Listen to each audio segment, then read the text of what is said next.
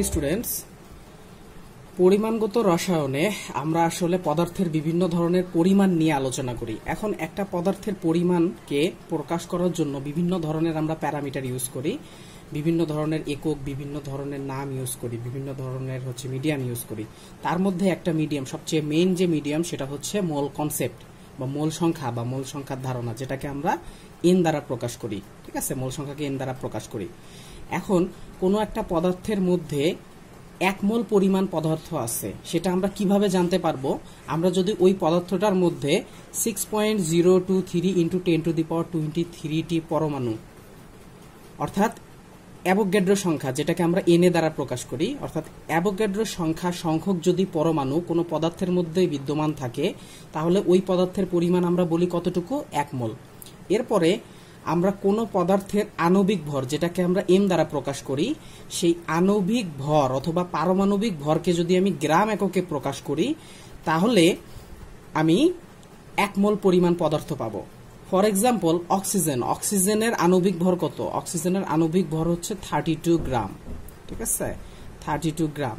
অর্থাৎ তুমি যদি 32 গ্রাম অক্সিজেন অণু নাও, সেখানে তুমি অবশ্যই 1 মোল পরিমাণ পদার্থ পাবা। অর্থাৎ সেখানে তুমি অবশ্যই 6.023 × 10⁻23টি পরমাণু অথবা অক্সিজেন অণু পাবা।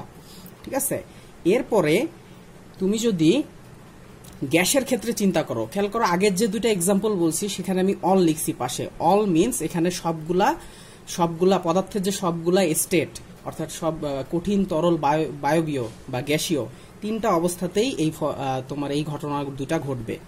বাট শুধুমাত্র গ্যাসীয় পদার্থের জন্য আরো দুইটা স্পেসিফিক ঘটনা ঘটে। নাম্বার 1, একটা কোনো গ্যাসীয় পদার্থের ক্ষেত্রে এসটিপি কন্ডিশন অথবা এনটিপি কন্ডিশন। এসটিপি মানে হচ্ছে standard temperature and pressure, NTP মানে হচ্ছে নর্মাল টেম্পারেচার অ্যান্ড প্রেসার, অর্থাৎ প্রমাণ অথবা আদর্শ তাপমাত্রা এবং চাপ। এই কন্ডিশন অর্থাৎ প্রমাণ এসটিপি কন্ডিশনে কোনো গ্যাসের আয়তন যখন 22.4 লিটার হয়ে যাবে, তখন ওই অবস্থাটাকেও আমরা বলতেছি সেখানে গ্যাসটা কতটুকু পরিমাণ বিদ্যমান আছে? 1 মোল পরিমাণ বিদ্যমান আছে। এসটিপি কন্ডিশন বলতে আমরা 0 ডিগ্রি সেন্টিগ্রেড তাপমাত্রা অথবা কেলভিন এককে যদি আমরা প্রকাশ করি, তাহলে 273 কেলভিন, এতটুকু টেম্পারেচার প্লাস 1 ATM চাপ।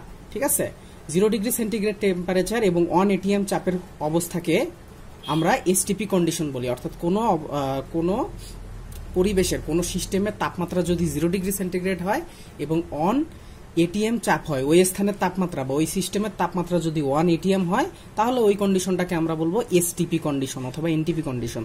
সেই এসটিপি কন্ডিশন বা এনটিপি কন্ডিশনে কোনো গ্যাসের আয়তন যদি আমরা 22.4 লিটার কাউন্ট করি, ঠিক আছে, তাহলে তখন আমরা বলবো যে ওই গ্যাসটা আসলে কত মোল আছে? ওই গ্যাসটা আসলে 1 মোল পরিমাণ আছে। এসটিপির মতোই আরেকটা কন্ডিশন হচ্ছে এসএটিপি, যেটাকে আমরা বলি স্ট্যান্ডার্ড এম্বিয়েন্ট টেম্পারেচার এবং অ্যান্ড প্রেসার। ঠিক আছে, এই এসএটিপি কন্ডিশন আমরা কখন বুঝবো যে একটা কন্ডিশন এসএটিপি কন্ডিশন? যখন আমার ওই সিস্টেমের বা ওই পরিবেশের তাপমাত্রা 298 কেলভিন অথবা 25 ডিগ্রি সেন্টিগ্রেড হবে এবং ওই সিস্টেমের প্রেসার যখন 1 ATM হবে, সেই ক্ষেত্রে আমরা বলতে পারবো কন্ডিশনটা হচ্ছে এসএটিপি কন্ডিশন।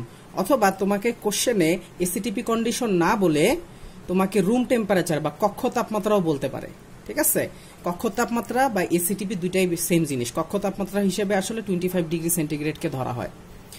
এখন এই রুম টেম্পারেচার বা এসএটিপি কন্ডিশনে কোনো গ্যাসের আয়তন যখন 24.789 লিটার হয়ে যাবে, তখন আমরা বলতে পারবো যে ওই গ্যাসটার মধ্যে 1 মোল পরিমাণ পদার্থ বিদ্যমান আছে বা 1 মোল পরিমাণ গ্যাস বিদ্যমান আছে। খেয়াল করো, এই এসটিপি এবং এসিটিপি এই দুইটা কন্ডিশন অনলি গ্যাসের জন্য হবে। ঠিক আছে, অনলি ফর গ্যাসিয়াস স্টেট বা বায়বীয় অবস্থা বা গ্যাসীয় অবস্থার জন্য কার্যকর। অর্থাৎ যে পদার্থ সাধারণ অবস্থায় গ্যাসীয় আকারে থাকে, তাদের ক্ষেত্রে এই ফর্মুলা দুইটা কার্যকর, এসটিপি এবং এসিটিপি।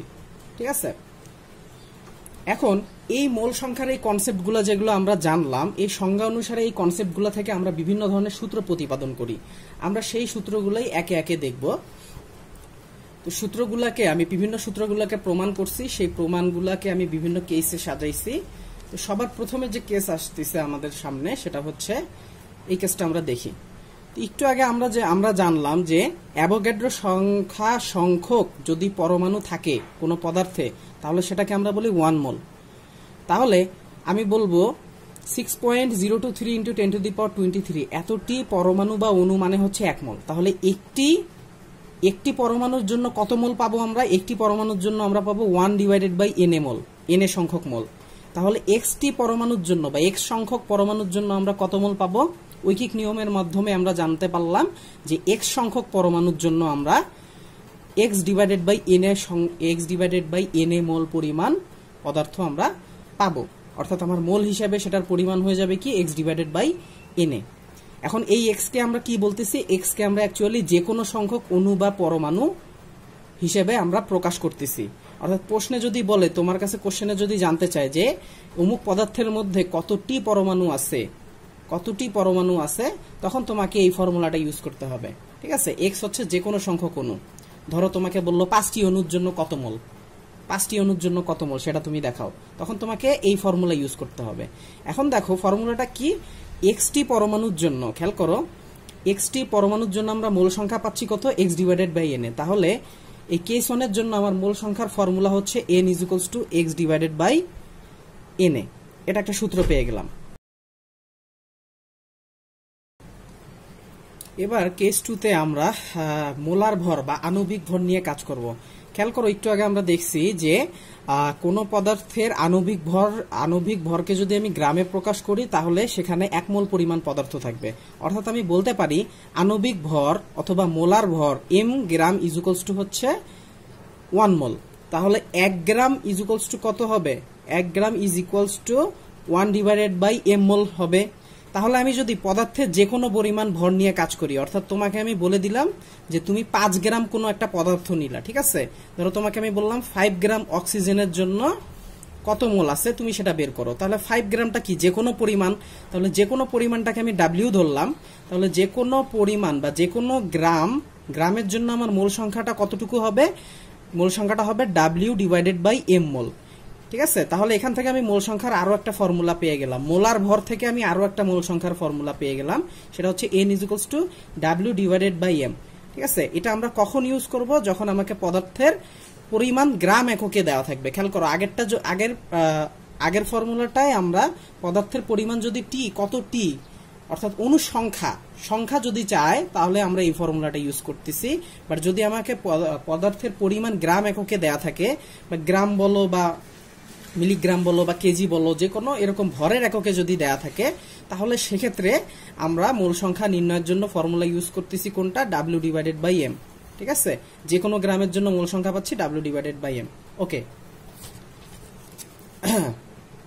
এরপরে আমরা কেস 3 তে আমরা যখন আমরা মোল সংখ্যা 1 মোল সম্পর্কে ধারণা নিয়েছিলাম, তখন আমরা দেখছি যে হচ্ছে এসটিপি এবং এনটিপি গ্যাসীয় পদার্থের ক্ষেত্রে এসটিপি এবং এনটিপি কন্ডিশনে আমরা আয়তন এবং মোল সংখ্যার মধ্যে একটা সম্পর্ক নিয়ে আসতে পারি। ঠিক আছে, তো ওখান থেকে আমরা জেনেছিলাম যে 22.4 লিটার মানে হচ্ছে 1 মোল। অর্থাৎ কোনো গ্যাস যদি এসটিপি কন্ডিশনে কোনো গ্যাস যদি 22.4 লিটার থাকে, তাহলে আমি বলবো সেখানে 1 মোল গ্যাস আছে।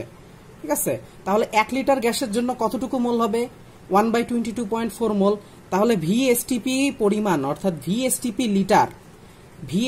লিটার গ্যাসের জন্য মোল সংখ্যাটা হবে কত? VSTP/22.4। এখন এই ভিএসটিপিটা কি?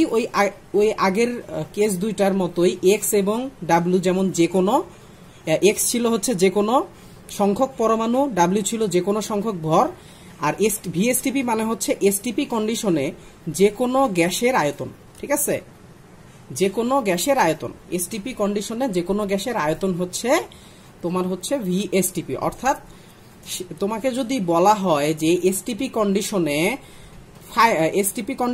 5 লিটার পরিমাণ গ্যাসের কতটুকু মোল থাকবে বা কত মোল থাকবে, 5 লিটার গ্যাসে কত মোল থাকবে, তখন তুমি কি করবা? তখন তোমাকে ভিএসটিপির জায়গায় 5 লিটার বসাতে হবে। ঠিক ঠিক আছে। তো যে কোনো সংখ্যক লিটার, যে কোনো সংখ্যক আয়তনের জন্য মোল সংখ্যা বের করার ফর্মুলাটা কি? ভিএসটিপি ডিভাইডেড বাই 22.4 মোল। ঠিক আছে, সূত্রটাকে আমি এখানে লিখছি, দেখো তোমার এসটিপি বা এনটিপি কন্ডিশনে একটা গ্যাসের এসটিপি বা এনটিপি কন্ডিশনে একটা গ্যাসের যে কোনো আয়তনের জন্য যে কোনো মোল সংখ্যা নির্ণয়ের ফর্মুলা কি? ভিএসটিপি ডিভাইডেড বাই 22.4। ঠিক আছে, তো তোমাকে এখানে অবশ্যই খেয়াল রাখতে হবে, তুমি যে ভিএসটিপিটা নির্ণয় করতেছো বা ভিএসটিপিটা বসাবা ফর্মুলায়, সেক্ষেত্রে তোমাকে ভিএসটিপি এর এককটা অবশ্যই লিটার অথবা ডিএম কিউব রাখতে হবে। ঠিক আছে, লিটার অথবা ডিএম কিউব বা ডেসি মিটার কিউব এককে রাখতে হবে। লিটার আর ডেসিমিটার কিউব সেম। ঠিক আছে, আমরা জানি হচ্ছে 1 লিটার মানেই হচ্ছে 1 ডিএম কিউব, সেই সেন্সে আমরা এই কথাটা বলতেছি।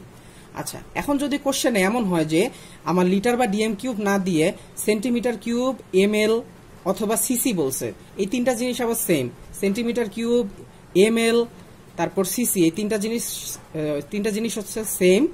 তো তোমাকে যদি কোশ্চেনে সেন্টিমিটার কিউব, এমএল অথবা সিসি বলা হয়, তখন ফর্মুলাটা কি হবে?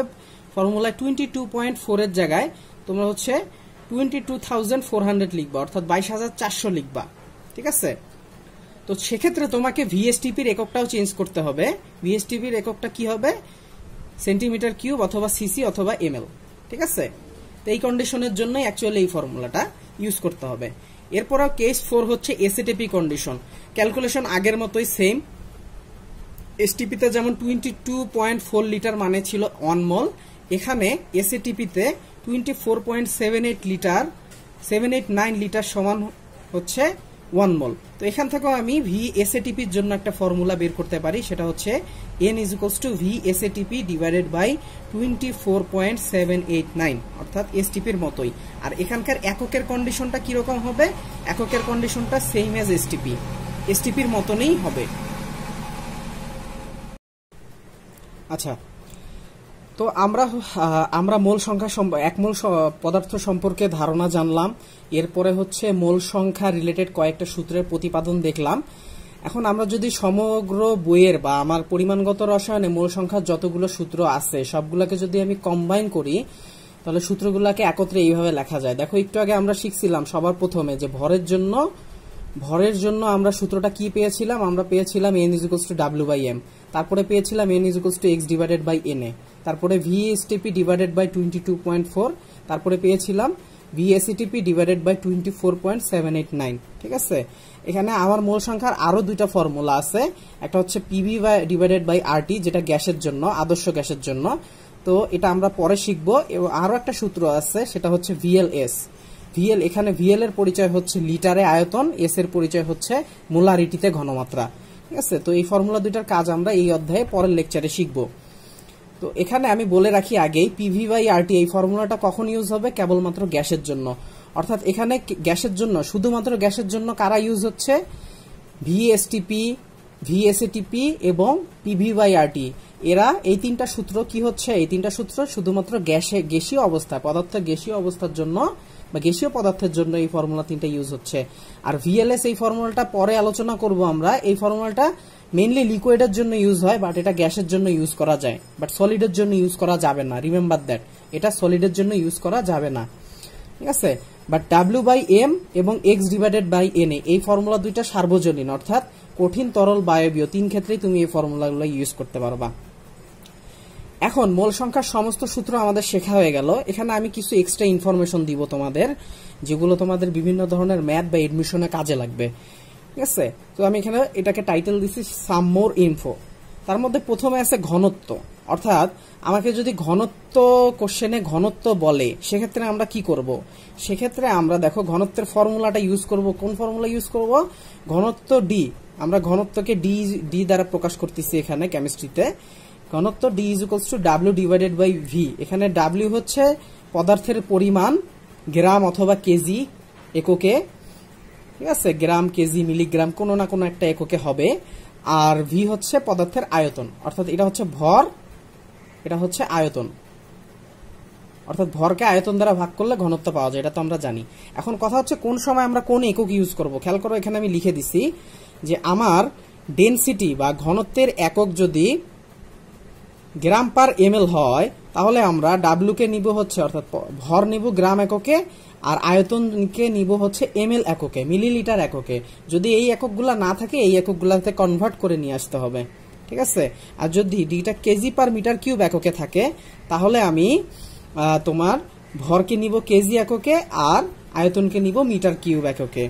এরপরে যে ইনফো, সেকেন্ড ইনফো, সেটা হচ্ছে DV is equals two m/2। এখানে ডিভি এর পরিচয় হচ্ছে বাষ্প ঘনত্ব, এবং এইটা অবশ্যই শুধুমাত্র গ্যাসের জন্য অ্যাপ্লিকেবল। কোনো একটা গ্যাসের বাষ্প ঘনত্ব নির্ণয়ের ক্ষেত্রে আমরা ছোটবেলায় একটা 9-10-এ পড়েছিলাম যে কোনো গ্যাসের আণবিক ভর তার বাষ্প ঘনত্বের দ্বিগুণ। তাহলে কথাটাকে যদি আমি উল্টা করে বলি, তাহলে আণবিক ভরকে যদি আমি 2 দ্বারা ডিভাইড করি, এই যে m হচ্ছে আণবিক ভর, একে যদি আমি 2 দ্বারা ডিভাইড করি, তাহলে আমি পদার্থের বাষ্প ঘনত্ব পাবো, গ্যাসীয় পদার্থের বাষ্প ঘনত্ব পাবো, ঠিক আছে। অনেক সময় কোশ্চেনে আণবিক ভর না দিয়ে তোমাদের কোশ্চেনে বাষ্প ঘনত্ব দিয়ে দেয়। আচ্ছা, এবার আমরা দেখবো আমাদের থার্ড ইনফো। থার্ড ইনফোটা হচ্ছে আপেক্ষিক গুরুত্ব।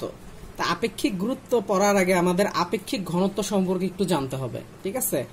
তো 4 নম্বরে আমি আপেক্ষিক ঘনত্বের ইনফরমেশনটা দিয়ে দিছি। আপেক্ষিক ঘনত্বকে আরডি দ্বারা প্রকাশ করা হয়। আর মানে হচ্ছে রিলেটিভ, ডি মানে হচ্ছে ডেনসিটি, রিলেটিভ ডেনসিটি বা আপেক্ষিক ঘনত্ব।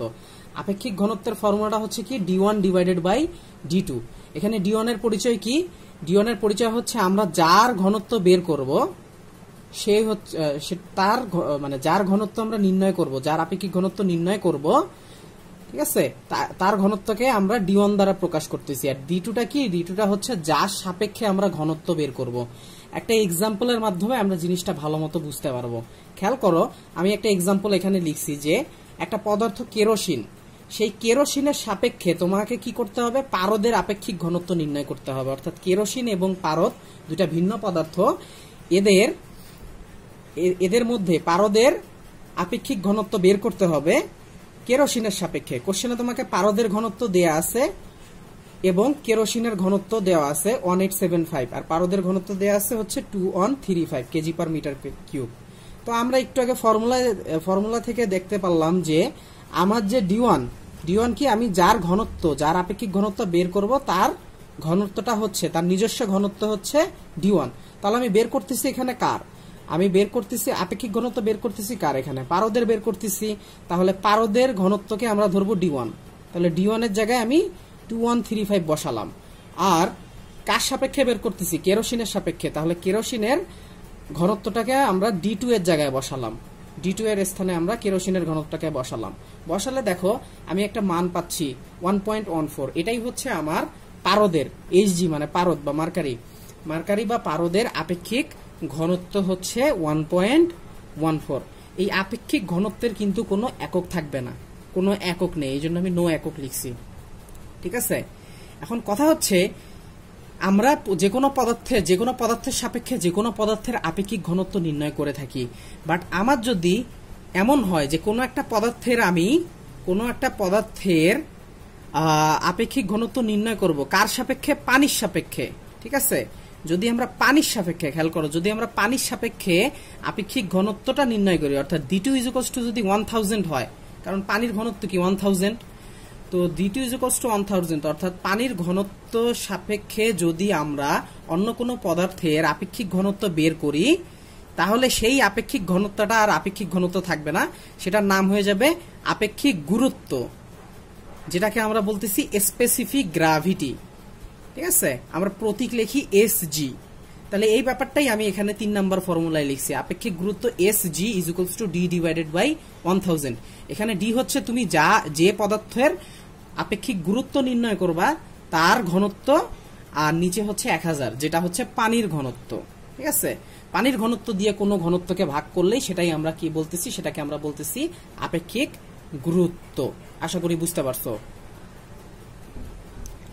এবার দেখো আমার ইনফরমেশন নাম্বার 4, এখানে যে কথাটা বলা আছে যে পরমাণু সংখ্যা থেকে মোল সংখ্যা গণনা, অর্থাৎ একটা যৌগের মধ্যে কোন মৌল কতটুকু আছে বা কয়টা আছে, কতটি আছে, সেই পরমাণু সংখ্যা থেকে আমরা মোল সংখ্যা গণনা করতে পারি। তার জন্য আমার একটা ফর্মুলা আছে। সাপোজ তোমার কোনো একটা যৌগ XBY, ঠিক আছে, এক্স আর ওয়াই এখানে হচ্ছে মৌল সংখ্যা, মৌলের সংখ্যা নির্দেশ করতেছে, ঠিক আছে। অর্থাৎ এক্স সংখ্যক এ মৌল আছে, যৌগে এক্স সংখ্যক এ মৌল আছে, আর ওয়াই সংখ্যক বি মৌল আছে। তো এই ধরনের একটা যৌগে ক্ষেত্রে তোমার মোল সংখ্যা এবং পরমাণুর সম্পর্ক হচ্ছে Y mole A is equals to সবসময় কি হবে, এক্স মোল বি হবে। অর্থাৎ এর সাথে কি যাবে, এ মানে প্রথম মৌলের সাথে দ্বিতীয় পদার্থের পরিমাণ যাবে, আর দ্বিতীয় পদার্থের সাথে প্রথম পদার্থের পরিমাণ যাবে, ঠিক আছে। তো এইভাবে আমরা রিলেশনটা দাঁড় করালাম। একটা এক্সাম্পলের মাধ্যমে আমরা ভালোভাবে বুঝতে পারবো ব্যাপারটা। খেয়াল করো, অ্যামোনিয়াম ফসফেট এই যৌগটা NH4 ব্র্যাকেটে 3PO4, এই যৌগের একটা নমুনায় হাইড্রোজেন আছে ধরে আমরা বলে দিলাম, কোশ্চেনে আমরা বলে দিছি যে অ্যামোনিয়াম ফসফেট যৌগের একটি নমুনায় হাইড্রোজেন আছে কত মোল, 6 মোল। হাইড্রোজেন আছে 6 মোল। তাহলে এখানে আমার অক্সিজেন আছে কত মোল? খেয়াল করো, এখানে কোনো রাসায়নিক সমীকরণ নাই, কিচ্ছু নাই, এখানে জাস্ট মৌলটা দেওয়া আছে, যৌগটা দেওয়া আছে অ্যামোনিয়াম ফসফেট। এখান থেকেই আমি কি করব, মোল সংখ্যাটা, অক্সিজেনের মোল সংখ্যা, স্যাম্পলে অক্সিজেনের মোল সংখ্যাটা কত আছে সেটা আমরা বের করব। তো এর জন্য আমাকে কি করতে হবে, সবার আগে যৌগে হাইড্রোজেনের পরিমাণটা নির্ণয় করতে হবে। যৌগে হাইড্রোজেন আছে কতটি? খেয়াল করো, এখানে আছে 4টা, 4কে 3 দিয়ে গুণ করলে কত হয়, 3 4 12, 12টি হাইড্রোজেন আছে।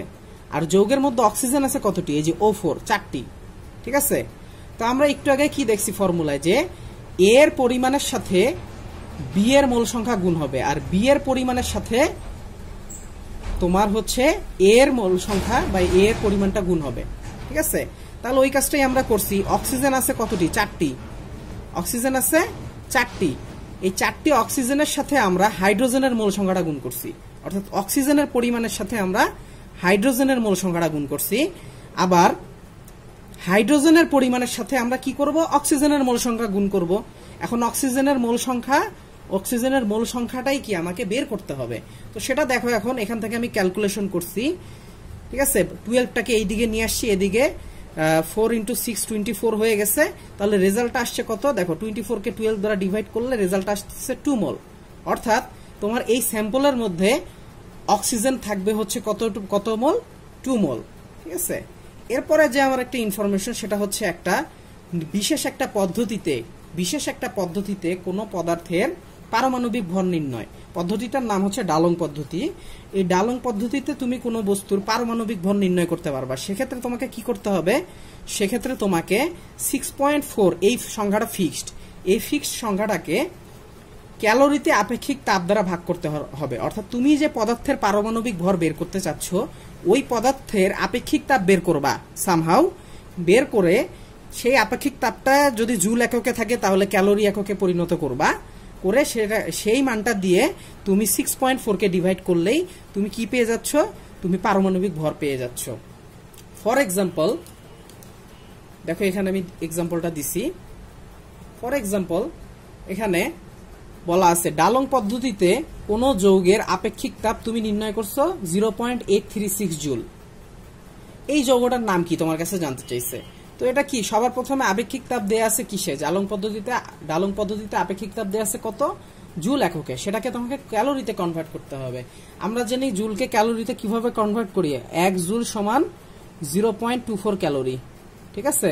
তো আমি ওই কাজটাই করলাম, এখানে জুলের মানটাকে ক্যালোরির 0.24 দিয়ে গুণ করলাম, গুণ করলে 0.2 ক্যালোরি আসতেছে। এই 0.22 দিয়ে আমি কি করছি, 6.4কে ডিভাইড করছি, ডিভাইড করলে আমার রেজাল্ট আসতেছে 32। এই 32 কার ভর, অক্সিজেনের পারমাণবিক ভর, ঠিক আছে। এখন কথা হচ্ছে, তোমার সালফারের ক্ষেত্রেও তোমার এই ভরের মানটা কি আসতে পারে, 32 আসতে পারে। বাট আমরা সালফারকে নিচ্ছি না, অক্সিজেনকে কেন নিচ্ছি, কেন, কারণ কোশ্চেন আমাকে যৌগের নাম বলছে, ঠিক আছে। যৌগ বা অণু একমাত্র কি হতে পারে, অক্সিজেনই হতে পারে, 32, ঠিক আছে। যদি আমাকে মৌল বলতো বা পদার্থ বলতো তাহলে আমি কি করতাম, তাহলে আমি সালফার বলতাম। এরপরের ইনফরমেশনটা হচ্ছে দেখো, গড় ভর নির্ণয়, ঠিক আছে। যেটা গড় ভরকে আমরা এম অ্যাভারেজ দিয়ে প্রকাশ করি, অ্যাভারেজ ওয়েট বের করার ফর্মুলা হচ্ছে, তোমাকে যতগুলা পদার্থ দেওয়া থাকবে সবগুলোর মোল সংখ্যা, নিজস্ব মোল সংখ্যা দিয়ে নিজস্ব আণবিক ভরকে গুণ করতে হবে, করে সেগুলোকে সবগুলো এভাবে গুণ করে তোমার কি করতে হবে, সবগুলোকে আবার যোগ করতে হবে, করে সেই সংখ্যাটাকে ভাগ করতে হবে প্রত্যেকটা পদার্থের মোট মোল সংখ্যা দিয়ে বা নিজস্ব মোল সংখ্যা যোগফল দিয়ে ভাগ করতে হবে। ঠিক আছে, এখানে আমি লিখে দিছি, দেখো এমন মানে হচ্ছে ধরো তোমাকে 3টা পদার্থ দিছে, তার মধ্যে প্রথম পদার্থ বা প্রথম যৌগটার আণবিক ভর হচ্ছে এমন, প্রথম যৌগের মোল সংখ্যা হচ্ছে এনন। ঠিক আছে, একইভাবে দ্বিতীয় তৃতীয় এর মোল সংখ্যা হচ্ছে n2 n3, আর দ্বিতীয় তৃতীয়ের আণবিক ভর হচ্ছে m2 m3। ঠিক আছে, অর্থাৎ আণবিক ভর এবং মোল সংখ্যার গুণফলের সমষ্টিকে তোমার শুধু মোল সংখ্যার সমষ্টি দিয়ে ভাগ করলেই আমি কি পাচ্ছি, এম এভারেজ পাচ্ছি। ঠিক আছে, ফর এক্সাম্পল দেখো আমার একটা পাত্র আছে, সেখানে আমার 3টা পদার্থ আছে, হাইড্রোজেন, নাইট্রোজেন, অক্সিজেন। প্রত্যেকের নিজস্ব মোল সংখ্যা দেওয়া আছে 0.5, 0.1 আর 0.5, 3টার মোল সংখ্যা দেয়া আছে। আর 3টারই আণবিক ভর আমরা তো জানি, হাইড্রোজেনের কত 2, নাইট্রোজেনের কত 28 আর অক্সিজেনের কত 32। ঠিক আছে, তো আমরা যে কাজটা করব, এই যে হাইড্রোজেনের আণবিক ভরকে হাইড্রোজেনের মোল সংখ্যা দিয়ে গুণ করলাম, এভাবে গুণ করলাম। একইভাবে আমরা নাইট্রোজেনের ক্ষেত্রে সেম কাজ করলাম, অক্সিজেনের ক্ষেত্রেও সেম কাজ করলাম, করে যোগ করলাম।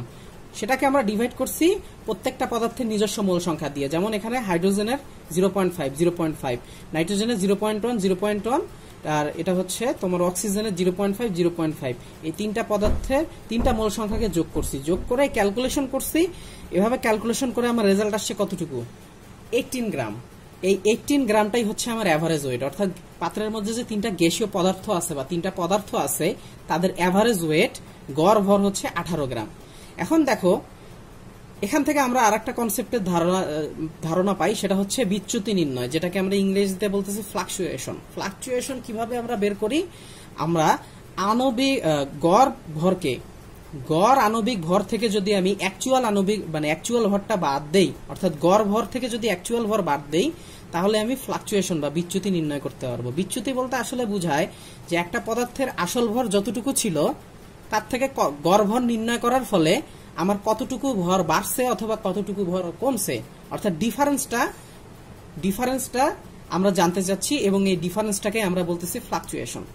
ফর এক্সাম্পল হাইড্রোজেনের জন্য যদি চিন্তা করো, একটু আগের উদাহরণটায় দেখো, তুমি আগের উদাহরণটায় গড় ভর পাইছো কত, এভারেজ ওয়েট পাইছো, এভারেজ মোলার ভর পাইছো হচ্ছে 18 গ্রাম।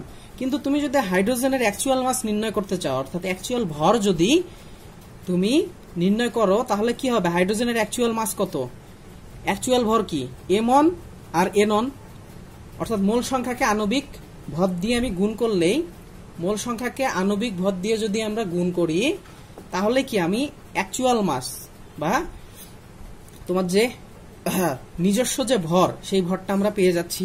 তাহলে দেখো হাইড্রোজেনের ক্ষেত্রে এটা কত হচ্ছে, হাইড্রোজেনের আণবিক ভর হচ্ছে 2 এবং তার মোল সংখ্যা দেয়া আছে কোশ্চেনে 0.5। তাহলে এখান থেকে রেজাল্ট আসে কত, 1। তার মানে হাইড্রোজেনের জন্য ফ্লাকচুয়েশনটা কত, তার এভারেজ ভর হচ্ছে 18 গ্রাম এবং তার অ্যাকচুয়াল মাস বা অ্যাকচুয়াল ভর হচ্ছে 1 গ্রাম। তাহলে এখান থেকে এদের ডিফারেন্সটা কত, 17 গ্রাম। এই 17 গ্রামটাই হচ্ছে হাইড্রোজেনের ফ্লাকচুয়েশন, অর্থাৎ হাইড্রোজেনের ভর কত, নর্মালি অ্যাকচুয়ালি পাত্রের ভিতরে হাইড্রোজেন ছিল কতটুকু, 1 গ্রাম, কিন্তু যখন আমি গড় ভর নির্ণয় করছি তখন আমি দেখলাম হাইড্রোজেনের গড় ভর আসতেছে 18 গ্রাম। তাহলে এই যে মাঝের যে ডিফারেন্স 17 গ্রাম, এই 17 গ্রামটা কি হয়েছে, ভর ফ্লাকচুয়েট হয়েছে বা বিচ্যুতি হয়েছে। এখন তোমাকে যদি বলা হয় পার্সেন্ট ফ্লাকচুয়েশন নির্ণয় করো, তখন তুমি কি করবা, তুমি ফ্লাকচুয়েশনের মানটাকে গড় মান দিয়ে ভাগ করবা, করে 100 দিয়ে গুণ করবা। ফর এক্সাম্পল এখানে হাইড্রোজেনের জন্যই যদি আমি চিন্তা করি, হাইড্রোজেনের ফ্লাকচুয়েশন ছিল হচ্ছে 17, সেটাকে তুমি এভারেজ ভ্যালু অর্থাৎ 18 দিয়ে ভাগ করছো, করে 100 দিয়ে গুণ করছো, তাহলে রেজাল্ট আসতেছে কত, 94.45%। অর্থাৎ তোমার এখানে এভারেজ ভর বা গড় ভর নির্ণয় করার জন্য হাইড্রোজেন ফ্লাকচুয়েট হয়েছে কতটুকু, হাইড্রোজেন ফ্লাকচুয়েট হয়েছে 94.45%। তো আমরা মূল সংখ্যা রিলেটেড অনেক ফর্মুলা শিখলাম, এবার সেগুলোকে কাজে লাগানোর সময় আমরা মূল সংখ্যা রিলেটেড কিছু বিগত বছরগুলোতে এডমিশনে আসছে, প্লাস বইয়ের ম্যাথ, প্লাস বিভিন্ন সোর্সে আসা কিছু ম্যাথ আমরা সলভ করব। 2 থেকে 3টা বা 4টা ম্যাথ আমরা এখন সলভ করব মূল সংখ্যা রিলেটেড। তাহলে আমাদের মূল সংখ্যা সম্পর্কিত যত ধারণা থাকা দরকার, প্লাস যত কিছু আইডিয়া থাকা দরকার, সম্পূর্ণরূপে ক্লিয়ার হয়ে যাবে। ঠিক আছে, একদম মূল সংখ্যা একদম ভালোভাবে আমাদের শিখা হয়ে যাবে। তো প্রথমে আমার যে এক্সাম্পলটা নিচ্ছি সেটা একটা ফেমাস ম্যাথ। এই কোশ্চেনটা অনেক জায়গায় আসছে, যেমন প্রথমে তোমার হচ্ছে রুয়েটে আসছিল 9-10 সালে, তারপরে বুয়েটে আসছিল 18-19 সালে। এছাড়াও তোমার অনেক বিশ্ববিদ্যালয়ে এই কোশ্চেনটা চলে আসছে। তো কোশ্চেনটা অ্যাকচুয়ালি সবার প্রথমে পাওয়া যায় হাজারি স্যারের বইতে, ঠিক আছে? হাজারি স্যারের বই থেকেই এই কোশ্চেনটা বিভিন্ন এডিশনে তুলে দিছে মূল সংখ্যা রিলেটেড। তো কোশ্চেনটা আমরা দেখি। কোশ্চেনটা ছিল এরকম যে পেন্সিল দিয়ে তুমি যদি 500 বার রামিম শব্দটি লেখো, ঠিক আছে, নিজের নামের প্রমোশন করতেছি, যাই হোক, পেন্সিল দিয়ে তুমি যদি 500 বার রামিম শব্দটি লিখো তাহলে 55.6 মিলিগ্রাম গ্রাফাইট খরচ হবে। আমরা জানি পেন্সিলের মাথারটা, পেন্সিলের নিবটা অ্যাকচুয়ালি কি দিয়ে তৈরি? গ্রাফাইট দিয়ে তৈরি।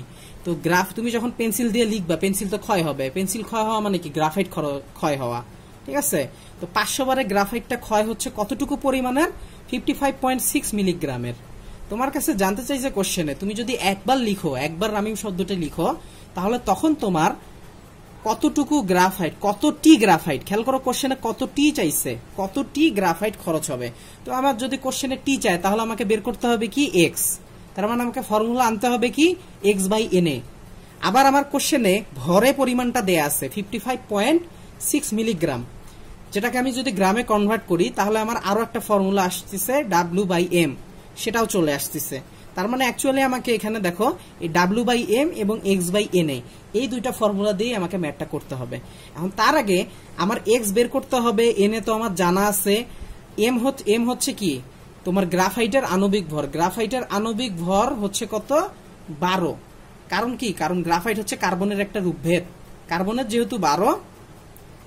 যেহেতু পারমাণবিক ভর 12, তাহলে তোমার গ্রাফাইটের পারমাণবিক ভরও কি হবে?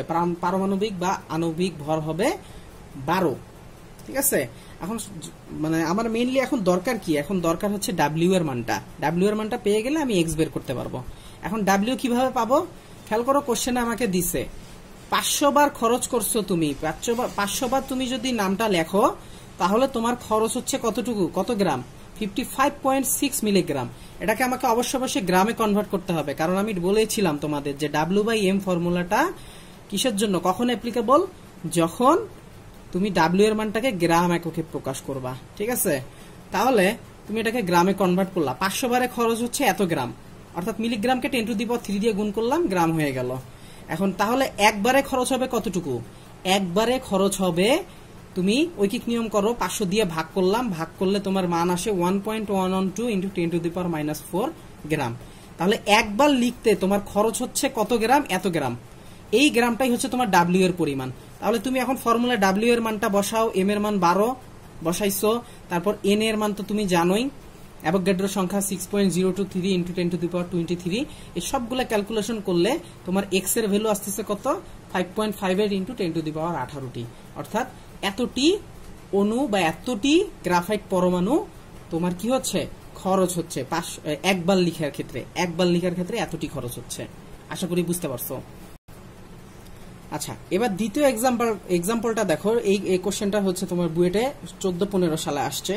দ্বিতীয় এক্সাম্পলটা ছিল হচ্ছে একটি বিদ্যুৎ কেন্দ্রে প্রতি বছর বার্ষিক মানে প্রতি বছর 2.5% রম্বিক সালফার সমন্বিত এত কেজি 3.1 × 10⁻7 কেজি কয়লা পোড়ানো হয়। অর্থাৎ বিদ্যুৎ কেন্দ্রে বিদ্যুৎ তৈরি করার জন্য কয়লা পোড়ানো হয়। সেই কয়লার মধ্যে সেই কয়লার পরিমাণটা ছিল কতটুকু?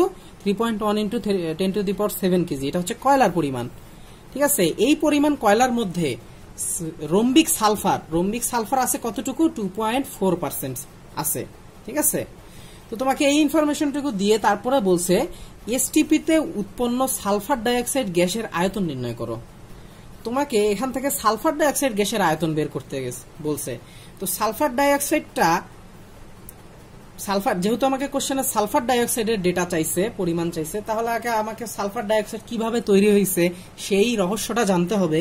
তো আমরা সেই রহস্যটা আমরা জানি। দেখো, প্রথমে আমাকে কোশ্চেনে বলছে কি রম্বিক সালফারের সংকেত কি? S8। তুমি যদি রম্বিক সালফারকে পোড়াও তাহলে তরল সালফার তৈরি হবে, যেটাকে শুধু S দ্বারা প্রকাশ করি আমরা। এই শুধু এইটার আণবিক ভর হবে কত? সালফারের আণবিক ভর হচ্ছে 32। এখন এই তরল সালফারকে তুমি যদি অক্সিজেনে দহন করো তাহলে তোমার সেক্ষেত্রে কি হচ্ছে? সালফার ডাইঅক্সাইড তৈরি হচ্ছে।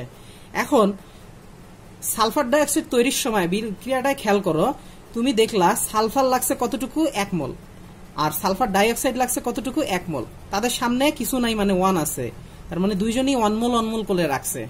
এখন অনমোল করে যেহেতু লাগছে তার মানে তোমার এখানে সালফারের মোল সংখ্যা আর সালফার ডাইঅক্সাইডের মোল সংখ্যা সেম, ঠিক আছে। তাহলে এই ঘটনাটাই আমরা এখানে লিখছি যে আমার বিক্রিয়া থেকে আমরা দেখতে পাচ্ছি আমার সালফারের মোল সংখ্যা আর সালফার ডাইঅক্সাইডের মোল সংখ্যাটা কি হবে, সেম হবে। এখন সালফারের মোল সংখ্যা আমরা কি করব, কিভাবে বের করব, W/M এই ফর্মুলা দিয়ে বের করব, কারণ সালফারের কোশ্চেনে তোমার পরিমাণ দেয়া আছে, ঠিক আছে। আর সালফার ডাইঅক্সাইডের মোল সংখ্যাটা আমরা কিভাবে বের করব, VSTP ডিভাইডেড বাই 22.4 এই ফর্মুলা ইউজ করে আমরা বের করব। কেন, কারণ আমাকে কোশ্চেনে সালফার ডাইঅক্সাইডের আয়তন চাইছে STP তে, আর STP তে আয়তন চাইলে আমি কি করি, VSTP ডিভাইডেড বাই 22.4 লিখি। তার মানে এই ফর্মুলা দুইটা ইউজ করে আমাকে ম্যাথটা করতে হবে, ঠিক আছে। তো এখান থেকে আমাকে অ্যাকচুয়ালি VSTP এর মানটা বের করতে হবে। এখন VSTP এর মানটা বের করার জন্য আমার কি দরকার, M দরকার, আণবিক ভর, সালফারের আণবিক ভর দরকার, আর সালফারের পরিমাণটা দরকার, W দরকার। খেয়াল করো সালফারের আণবিক ভর একটু আগে আমি তোমাকে বলছি 32 ইউজ হবে এখানে, কারণ রম্বিক সালফারটাকে আমরা পোড়ানোর পরে সে কি হবে, সে সবসময় তরল সালফারে পরিণত হবে, ঠিক আছে। তো এখানে 32 ইউজ করলাম, এই 22.4 কে এইদিকে দিয়ে দিলাম। এখন আমার দরকার কি, এখন আমার দরকার জাস্ট W, অর্থাৎ সালফারের পরিমাণ। এখন সালফারের পরিমাণ কত সেটা আমরা কিভাবে বের করব, খেয়াল করো কোশ্চেনে তোমাকে বলছিল কয়লায় সালফার আছে 2.4%, সালফার আছে কত, 2.4%। তাহলে এখানে আমি লিখছি, দেখো কয়লায় সালফারের পরিমাণটা আমরা কিভাবে বের করব, সেটা কি, মোট কয়লার পরিমাণের 2.4%। কোশ্চেনে বলেই দিছে যে কয়লার যে পরিমাণ তার 2.4% হচ্ছে রম্বিক সালফার আছে।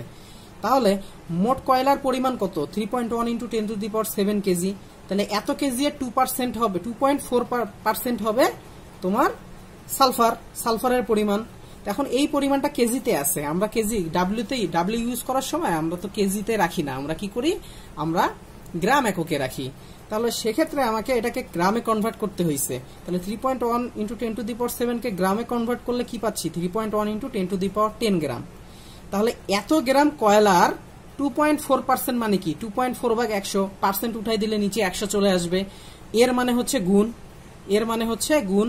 তো আমি এভাবে ক্যালকুলেশন করলে আমি কত পাচ্ছি, 7.44 × 10⁸ গ্রাম। এই মানটা হচ্ছে কি, এই মানটা হচ্ছে কয়লায় উপস্থিত সালফারের পরিমাণ, ঠিক আছে। যেহেতু এত পরিমাণে 2.4% আছে, আর 2.4% মানে হচ্ছে এত গ্রাম, তাহলে কয়লার মধ্যে সালফার আছে কতটুকু, কয়লার মধ্যে সালফার আছে 7.44 × 10⁸ গ্রাম। এইটাই হচ্ছে আমার সালফারের প্রদত্ত ভর W।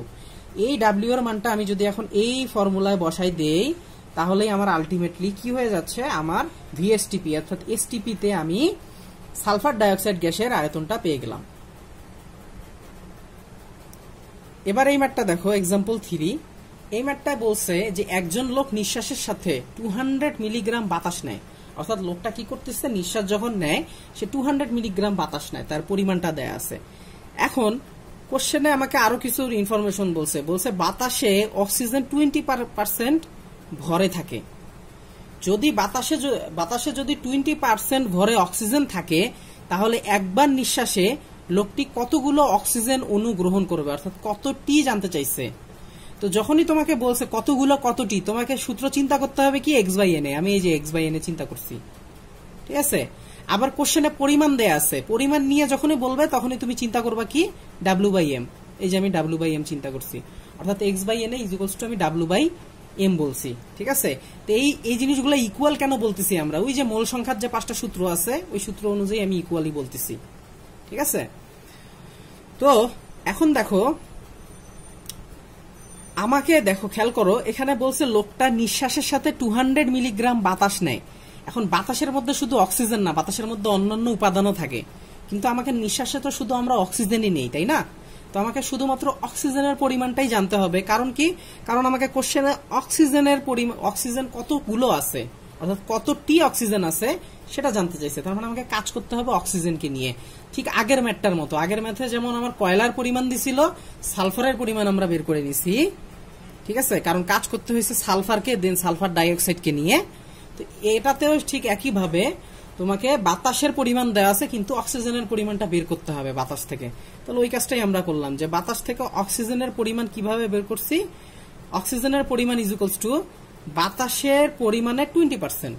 বাতাসের পরিমাণ ছিল কত 200 মিলিগ্রাম, তার 20% মানে কত 200 milligram into 20 divided by 100, result আসে 40 মিলিগ্রাম। এই 40 মিলিগ্রামকে আমি গ্রামে কনভার্ট করলাম, গ্রামে কনভার্ট করলে যে মানটা পাচ্ছি এটা হচ্ছে আমার অক্সিজেনের পরিমাণ। তাহলে অক্সিজেনের অক্সিজেনের ক্ষেত্রে ডাব্লিউ পেয়ে গেলাম 40 × 10⁻³ অক্সিজেনের আণবিক ভর তো আমরা জানি 32, এই ফর্মুলায় বসাই দিলাম। এন এর মানটা আমরা আগে থেকেই জানি, অ্যাভোগাড্রো সংখ্যা 6.023 × 10⁻23 বসাই দিলে আমি এখানে এক্স এর মানটা পেয়ে গেলাম। এটাই হচ্ছে আমার নিঃশ্বাসের সাথে গৃহীত অক্সিজেন অণুর সংখ্যা। এর পরের এক্সাম্পলটা দেখো, এক্সাম্পল 4। এখানে বলছে তোমাকে দুইটা মৌল দেওয়া আছে, এ এবং বি দুটি মৌল দেওয়া আছে, সেই মৌল দুইটির আণবিক ভর যথাক্রমে দিচ্ছে 20 এবং 40। এখন তুমি কি করলা, তুমি এ পদার্থের কিছু পরিমাণ নিচ্ছ, সেই পরিমাণটা কত ডাব্লিউ গ্রাম, অর্থাৎ তোমাকে ডাব্লিউ গ্রাম এ পদার্থ দেওয়া হলো এবং বলে দেওয়া হলো সেখানে এক সংখ্যক পরমাণু আছে। অর্থাৎ তোমাকে আমি কি করলাম, এ মৌলটুকু কোনো একটা মৌল এ, সেখান থেকে আমি ডাব্লিউ গ্রাম কালেক্ট করলাম, করে আমি হিসাব করলাম, হিসাব করে দেখলাম সেখানে এক সংখ্যক পরমাণু আছে, সেখানে পরমাণু আছে কত এক সংখ্যক। একই কাজটা আমরা বি এর জন্য করলাম, কিন্তু এবার আমি কি করছি দ্বিগুণ পরিমাণ পদার্থ নিছি, অর্থাৎ 2W পরিমাণ পদার্থ আমি বি থেকে নিছি। তো নেওয়ার পরে সেখানে আমি দেখলাম, হিসাব করে দেখলাম সেখানে পরমাণুর সংখ্যা আছে কতটুকু ওয়াই সংখ্যক পরমাণু আছে। ঠিক আছে, তোমার কাছে এখানে জানতে চাইছে কোশ্চেনে ওয়াই এর মানটা কত। অর্থাৎ খেয়াল করো, কোশ্চেনে তোমাকে অনুসংখ্যা মানে তোমাকে কত টি পরমাণু অর্থাৎ সংখ্যাও জানতে চাইছে, আবার পরিমাণও আছে। তো সংখ্যা আর পরিমাণ দুইটাই যদি থাকে তাহলে সেই রিলেটেড ফর্মুলা কি W/m, n = W/m, আবার n = কি x/n। ঠিক আছে, তাহলে খেয়াল করো, তুমি এখান থেকে প্রথমে এ পদার্থটার জন্য n এর মানটা বের করলা, W/m বের করলা। তাহলে n এর জন্য W এর মান তো W কোশ্চেনে দেয়াই আছে, W থাকবে, আর m এর মান হচ্ছে 20, এই যে এখানে দেয়া আছে 20। ঠিক আছে, তারপরে x/n ফর্মুলা যখন তুমি ইউজ করবা তখন সূত্রটা কি হবে, সূত্রে x কোশ্চেনে পরমাণুর সংখ্যা xই দেওয়া আছে, তাহলে x এর জায়গায় xই বসবে, আর n তো n থাকবে। এখন যেহেতু n = W/m, আবার n = x/n, আমরা এর আগের ম্যাথগুলোতেও কি করছি, সূত্রগুলোকে কম্বাইন করছি। কম্বাইন করে আমি বলতে পারি যে x/n = W/m, সেখান থেকে x = আমি বলতে পারি এই ফর্মুলাটা WN/m। এখন m এর মানটা হচ্ছে আমরা জানি কত 20, কোশ্চেনে 20 দেয়া আছে, এই জন্য আমি এখানে 20 লিখলাম, এটাকে 1 নম্বর সমীকরণ দিলাম। এবার এই কাজটা, এবার সেম কাজটা আমরা বি এর জন্য করব। বি এর জন্য যখন করব খেয়াল করো, তখন W এর জায়গায় বসছে কত 2W বসছে, কারণ কোশ্চেনে বি এর পরিমাণ দেওয়া আছে 2W, আর আণবিক ভর হচ্ছে 40, এই যে 40 বসালাম। তো এটাকে ক্যালকুলেশন করে ছোট করে নিয়ে আসলে n এর মান আসে W/20। আবার তোমার সংখ্যার জন্য যদি আমি মোল সংখ্যা বের করতে যাই তখন ফর্মুলাটা দাঁড়ায় হচ্ছে y/n। কেন আমরা y নিলাম, কারণ আমার পরমাণুর সংখ্যার মান দেয়া আছে কত বি এর জন্য y, তাহলে এখানে এই ফর্মুলায় x এর জায়গায় বসাইছি আমি y, আর নিচে n। তো বাকি সেম কাজটা, এই ফর্মুলা দুটাকে ইকুয়াল করলাম, কম্বাইন করে আমি পেয়ে গেলাম কি y এর মান পেলাম কত WN/20। এটাকে আমি 2 নাম্বার সমীকরণ দিলাম। এখন খেয়াল করে দেখো, 1 নাম্বার সমীকরণে x এর মান পাইছিল কত WN/20, আবার 2 নাম্বার সমীকরণে y এর মান পাইছো কত WN/20। তার মানে 1 নাম্বার এবং 2 নাম্বার সমীকরণ থেকে আমরা জানতে পারলাম x এবং y এর মানটা সেম। তার মানে তোমাকে কোশ্চেনে জানতে চাইছে y তে কতগুলো পরমাণু থাকে বা y এর মানটা কত, তোমাকে বলতে হবে y এর মানটা হচ্ছে x এর মানের সমান, অর্থাৎ y = এখানে x। আশা করি বুঝতে পারছো।